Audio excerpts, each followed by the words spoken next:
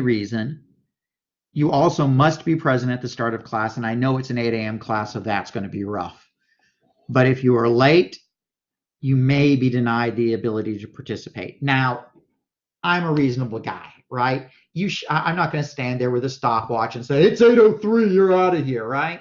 Now, I'm not Tom Coughlin here at 7:50 locking the door and declaring everybody who shows up after 7:50 late. That's not me. But if you're more than 5 minutes late, you are seriously running the risk of me turning you away. As the weather gets better, dress is going to become important. I cannot let you participate in the lab if you're wearing shorts or sandals. I will send you home and fail you for the day if you show up in shorts or sandals.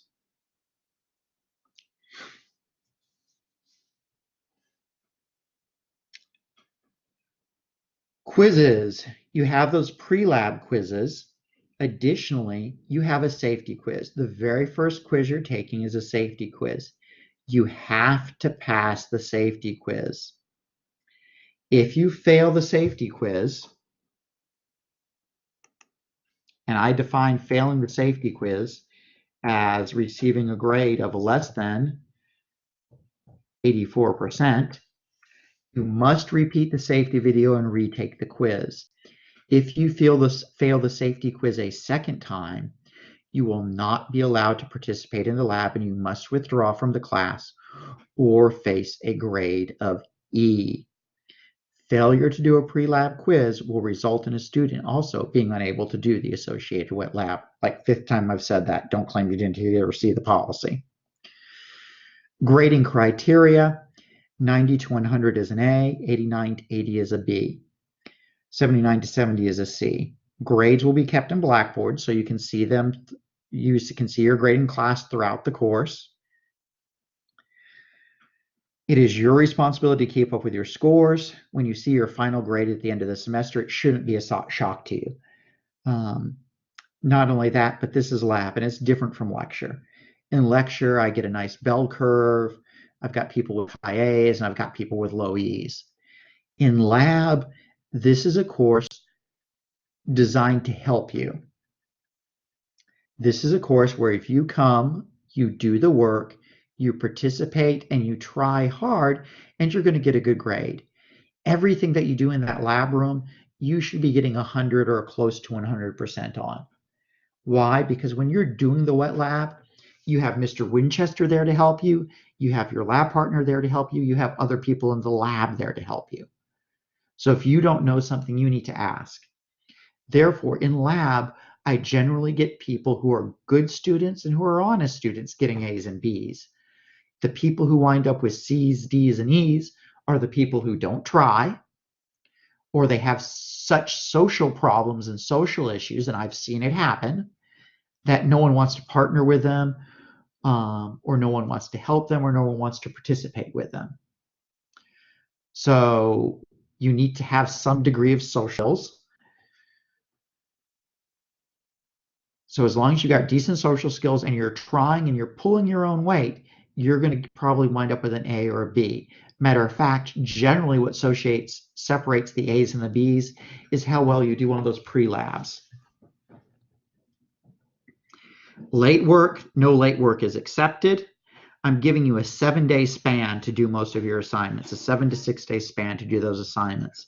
So saying that your computer locked up isn't an excuse because you had 5 other days to do the assignment. So my advice is to do the assignments within 48 hours of when I assign them, and that way you won't have any issues. Safety violations. Lab is dangerous. No two ways around it. If a student commits a safety violation, the instructor will penalize the student's lab grade. The instructor has the right to ask you to leave the lab and fail you for the semester if he feels you present a safety hazard. I have done this perhaps 3 times in 14 years. The first time I did it, I had a gentleman take a Bunsen burner out in a lab we weren't even using Bunsen burners, light it, and stick his hand in it. Do you want to be in the same room with that guy, whether it's a chemistry lab or not? No, of course you don't. So I had that person removed for the semester. Second time I've asked somebody to leave and not come back, they were clueless. They weren't pulling their weight. They were sitting there watching the lab partner do everything. Um, I said they were having their lab partner do anything, so I told them to start the lab over again by themselves. Despite having sat there and watched the lab partner do the lab, the first thing they do is they grab two chemicals that shouldn't be mixed together and mix them together. Not happening on my watch. I value the safety of your classmates too much to allow that to happen. And then I've had a couple other extreme instances of horseplay. Somebody using a water bottle as a squirt gun. This is a mature environment. Also, under the heading of mature environment comes that professional behavior clause. It's become an issue in recent years. Lab is a workplace style environment. You shouldn't be saying anything in lab that you wouldn't want your grandmother to overhear. This is not, in lab, there's a lot of watching things boil, watching chemical reactions occur. So there are times where you're going to have 20 minutes to stand around and wait for things to happen. And it's natural that you talk to your fellow classmates when you finish the worksheet that you've been given. Matter of fact, it's encouraged, and there's something wrong if you're not talking to the people around you. But keep it appropriate. No innuendo laced. I don't even want to say that no talk of a sexual nature. No excessive cursing. I mean, in lab, things happen and you may drop a four-letter bomb. Understandable. I'm not a prude, right? But however, you shouldn't be using four-letter words as a punctuation mark. If you are, then I deem you too immature to handle what's going on in lab, and I'll ask you to leave. If you can't keep your conversations out of the toilet and out of the bedroom, I'm going to ask you to leave. You need to conduct yourself in lab like you would a professional workplace. Talk about what happened at last night's game. Talk about what you and your girlfriend did or you and your boyfriend did on a date. That's fine as long as you're keeping it out of certain areas, right? I want you guys to talk to each other. Matter of fact, one of my biggest concerns about students is I see too many students staring at electronic devices instead of talking to their neighbors. So I want you to talk. I just want you to talk in what would be considered a polite fashion, right? And yes. Let's see.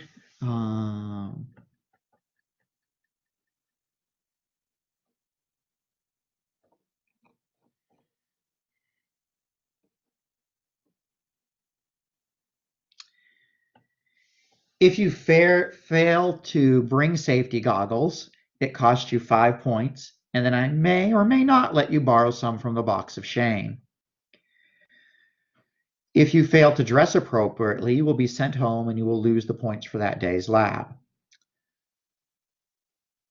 If I have to remind you constantly to wear your safety goggles, I will deduct 5 points from the day's lab.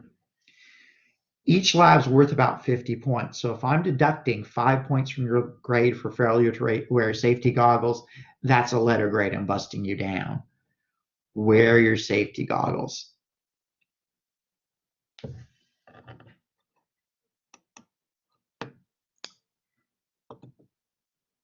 If you miss the 2 lectures prior to lab, I reserve the right to not allow you to participate.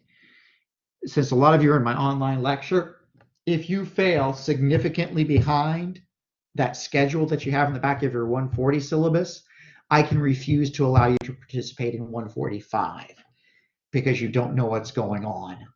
So make sure you stay up with the lecture class as well.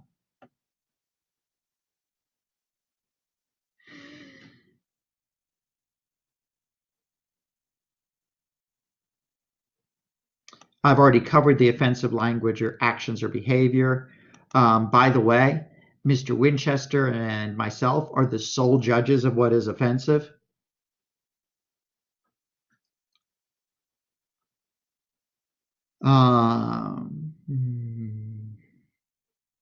And let me really stress all this stuff. You know how you always hear that there's just one moron who spoils it for the rest of us? That's really what we're talking about here.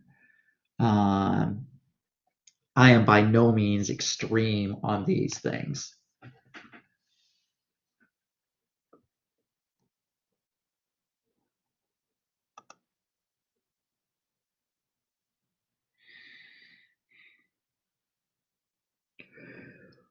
Any other information that's boilerplate may be found there. Any complaints or concerns about this class, you can contact the Division Chair of Physical Sciences, Dr. Sean Kelly at sean.kelly@kctcs.edu. Trying to think if there's anything else I've left to cover. Because this is a new concept, Mr. Winchester and I are still developing the schedule. What I do have done is I have the schedule for the class done through February 9th. What I will do is I will post announcements when the other parts of the section are up there.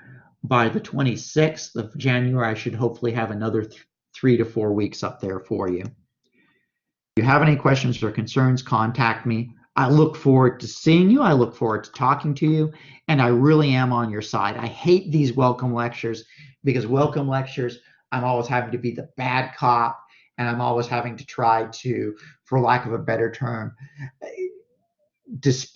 convince you that I will follow through on my standards. And I will. But that I'm really on your side. I really want to work with you. I am your best friend when it comes to making it through chemistry. And I want you to succeed. Believe me, you wouldn't believe how much paperwork I have to fill out if I fail somebody. So trust me, I want you all to pass. Wow, that was cynical. But really, I am on your side. I look forward to working with you. I do this job because I like getting to know you guys. It's what gives my life meaning here. So I'm looking forward to working with you, but I will keep you safe. And in lab, that's basically my primary job. I want to make sure that you learn something and that you stay safe. And because of that safety factor, I will be really strict in lab. All right, that's it. Beep.